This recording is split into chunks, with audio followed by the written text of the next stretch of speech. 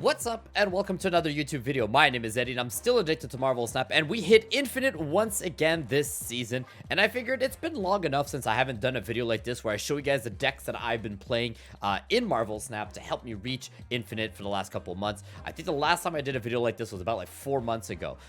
Before I jump into it, let's talk real quickly about a couple of disclaimers. First up, I am not a deck builder, so none of the decks here are decks that you guys have not seen probably before from other creators on Twitter or anything like that. Most of these decks I have just basically either been given to me via Twitch viewers, or I've seen from other creators or other people who have played them, and I just kind of took them, replace a couple cards in there, or just copied them and then worked with it.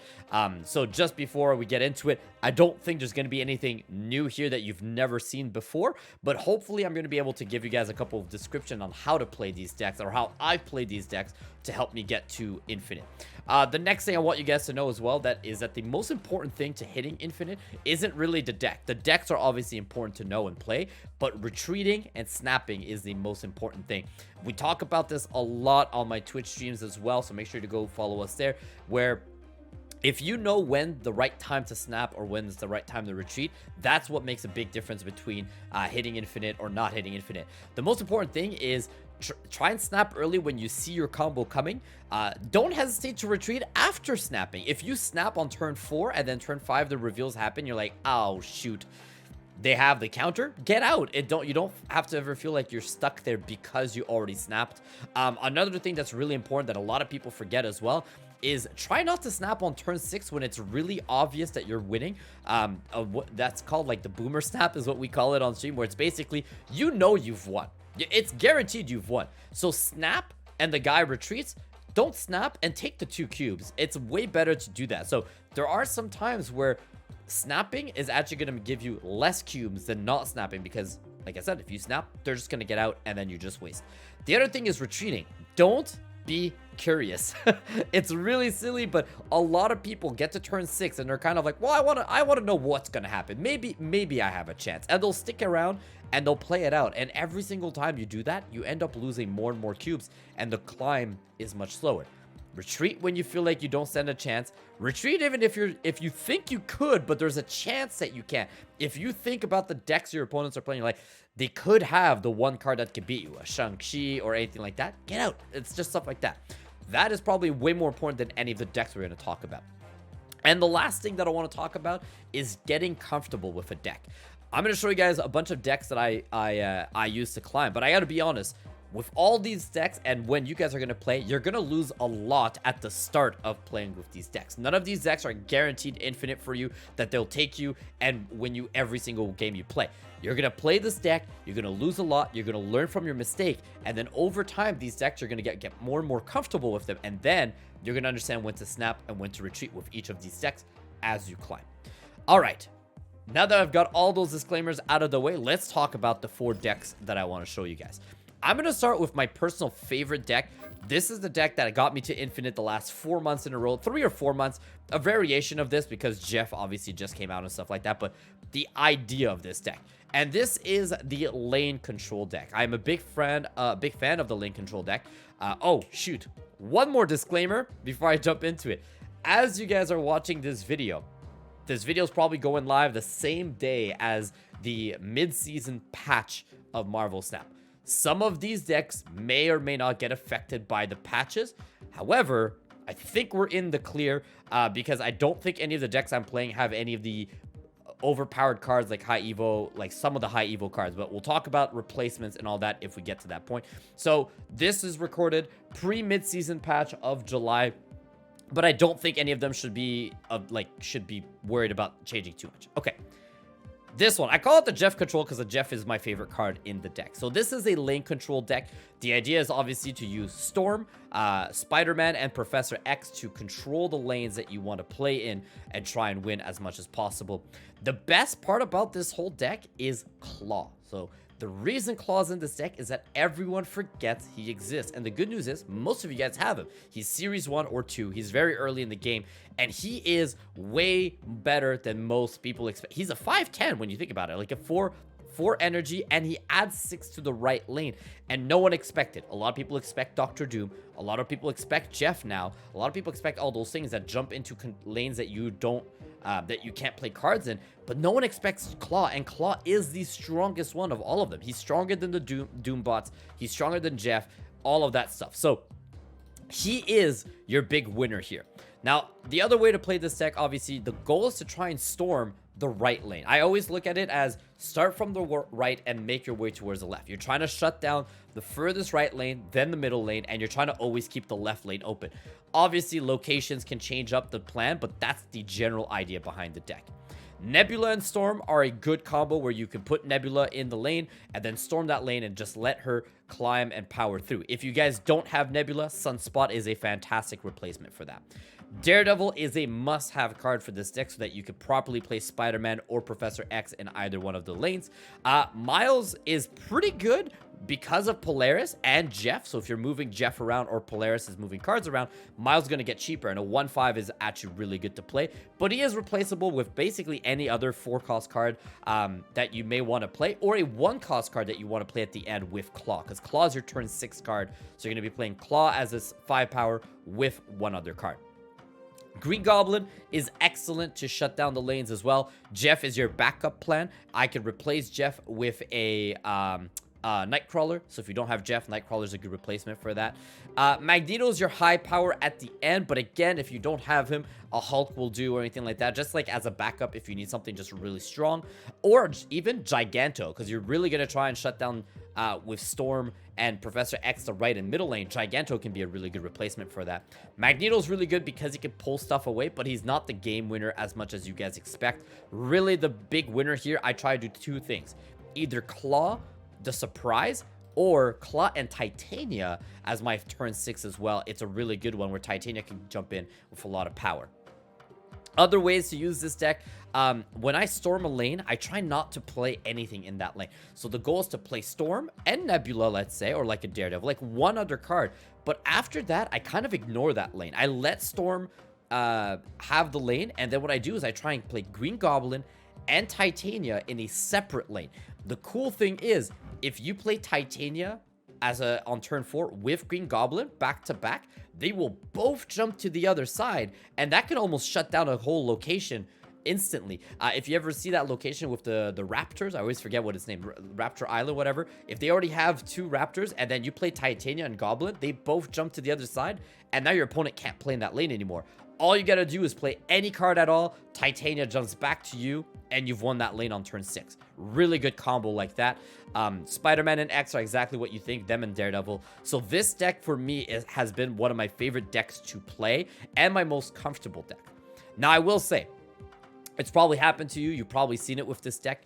This is a very often deck that you will not end turn 6. Your opponents will retreat early, or you will retreat early. There's not a big, strong turn 6 outside of Claw, which, again, is a nice surprise. But generally speaking, by the time you hit turn 5, if you stormed a lane and you've Spider-Man'd another lane, your opponent will retreat. So I highly recommend, if you've got in hand Nebula, Storm, Spider-Man or Professor X, and like if you have those as your starting hand, snap on 1 or 2. It's almost always guaranteed you can pull off a win having either X or Spidey and Storm and a couple of the other cards. It's really good to snap early with this deck because you're going to want to get those 2 cubes as quickly as possible, because very rarely will you get to the end. So that's everything for this deck. Again, just a reminder, Nebula can be replaced by Sunspot. Titania can be replaced by any 1-cost card because you want her to be played with Claw, but honestly, she's kind of a must-have to shut down the lanes. Daredevil is a must. Jeff can be replaced by Nightcrawler. Green Goblin, I mean, if you really wanted to, you could put Debris in there, but Debris can also cause issues for yourself. I think Green Goblin's a must. Storm is a must. Polaris is really good, and again, pull stuff out of the Storm lane. She's a must in this deck as well. Miles can be replaced. Professor X and Spider-Man, at least one of the 2. And then Magneto can easily be replaced. And Claw, I mean, I don't think I need to give you guys a replacement for Claw because most people will have him. So that's the first deck. This is my deck, like my baby. This is the one that I always like to play. And I have the most fun with it. But it can be frustrating for opponents to play against that deck. Next deck I want to talk about, I called it the why does this work deck.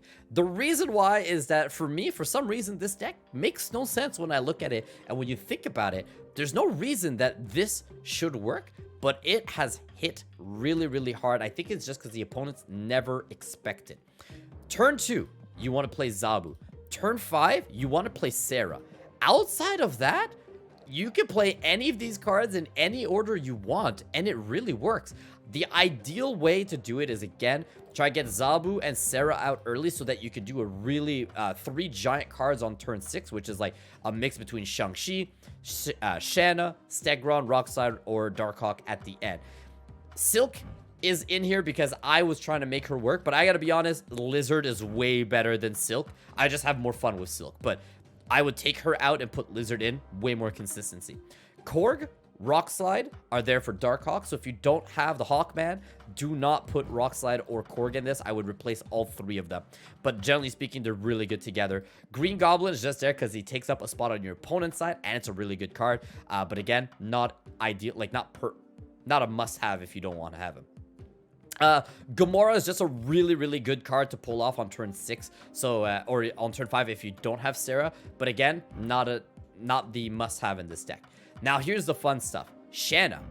Nobody expects Shanna, and her goal in this deck, a lot of people keep asking me on Twitch, why is she in this deck? What's her goal? And why have Shanna and not have Khazar? Shanna is there as your Doctor Doom of this deck.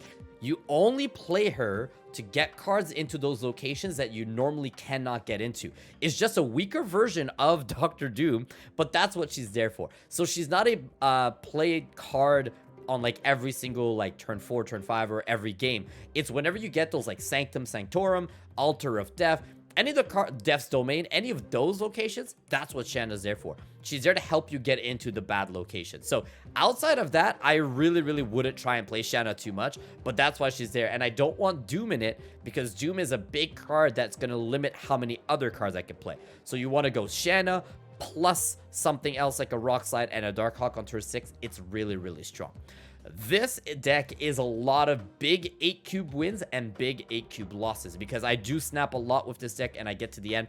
Not a lot of people expect the Stegron or Shanna. Like, I think these are 2 very underplayed cards, so a lot of time it surprises my opponent. You can very easily replace Stegron with Juggernaut, and he does more or less the same thing, which is just to push a card out of the location to guarantee you a win. Again, like I said, Korg, Rockslide, and Darkhawk are the combo. If you don't have Darkhawk, take him and Rockslide and Korg out and replace him with Khazar and a couple of 1-costs in there just to do like a mini zoo deck with Shanna. Or the other option is put Enchantress there. So then you have Shang-Chi and Enchantress as your tech cards. So there's a lot of good combos there. This deck has been a lot of fun to play because, like I said, it's not difficult. Turn 2 is always Zabu. Turn 5 is always Sarah when you have them. If you don't have them, there's no order to this. I can put Darkhawk on the board early and finish with a Rockslide, and it bumps him up, and I don't have to worry about a Shang-Chi because he's low enough at the start that with the bump only at the end, that's my only fear to Shang-Chi. She's always there as your final card to counter your opponent, but everything else really doesn't matter. And I think that that's really fun to not have to be like, I need this card by this turn. It's a really good deck for that. So again, really enjoyed this one. Next one, I'm not going to talk too much about this one because I don't love playing this deck, but it is really good. And that is Shuri's. Shuri is back. They've rebuffed Red Skull to being a 5/14 in the +2, which is, I really like this one. This is exactly what it used to be. You're going to use Sauron to remove the ongoing. You're going to armor up a lane. You're going to Shuri into Red Skull or Shuri into Typhoid Mary. And then you're going to Taskmaster to copy it somewhere else. You've got Enchantress and Shang-Chi to help you back up there. Zero and Ebony Maw, really good cards. And so is Lizard for low cost for high power. This is just a straight up Shuri regular deck. Easily replaceable card or 2 in here with like a She-Hulk or anything like that. But this is, I played this one. I won a lot, but I kind of find it boring personally. But it is a really good deck, so I'll just throw it in there. That's a bonus, not one of our 4 main decks. So we had the Lane Control, which was the first one. We're gonna call this the why does this work as my second one. The bonus deck is Shuri's, and I got 2 more over here. The next one is the Phoenix Force. I call this Phoenix Force attempt number 2 because I tried 2 different versions to try and make Phoenix Force work. This is the one that worked for me. So the idea is to obviously use this month's season pass card to its fullest. And at first I looked at Phoenix Force, I was like, wow, this card kind of stinky, right? Like, it's not that great, nothing really good or interesting or entertaining to do with it. But I think I found something that I quite honestly enjoy a lot. You've got Human Torch and multiple men, ideally multiple men, that you want to destroy so that you can Phoenix Force them back and then move them around to get the giant buff, and they can either get doubled Human Torch or multiple men just ends up being all over the board. Hulkbuster is there to add to the Phoenix Force. Venom and Carnage are there to help you destroy the cards. Shuri is there to double, so turn 4 Shuri into turn 5 Phoenix Force to double that power of the card that's being brought back. And then you can either Heimdall or Arnim Zola, the Phoenix Force into getting 2 of them, or you can Heimdall to move it across the board if it's multiple man, so you get multiple versions of them. But you've got She-Hulk and you've got Red Skull as a backup if you don't pull off the Phoenix Force. So that's what helped. It's very similar to the Shuri deck we just looked at just before, but now you also have a backup where if you didn't get to destroy any cards using Venom or Carnage before, you can still just do the classic Shuri Red Skull into Taskmaster, or Shuri on 4, skip turn 5 into an 18 power She-Hulk and an 18 power Taskmaster. Lots of good combos over here. Same idea, you could go Shuri on 4, Red Skull on 5 into Arnim Zola on 6. This deck has enough options, but Phoenix Force is there as not as the main card of the deck, but when it works, it works. It is insane. But if it doesn't work, you've got other combos. So I really like this deck. I had a lot of fun with it, and it did help me climb quite a lot with this deck. And the final one I want to talk about is the one that I think right now is probably the most powerful deck in the game at the moment, and that's Lockjaw.